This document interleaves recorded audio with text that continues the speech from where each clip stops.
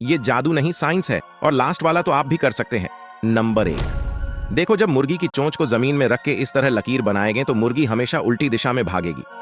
Number 2, देखो जब मच्छी के बारूद की नोक को तोड़कर लकड़ी के सहारे एल्यूमिनियम से लपेट के मोमबत्ती की आग पर रखेंगे तो वो रॉकेट बन जाएगा।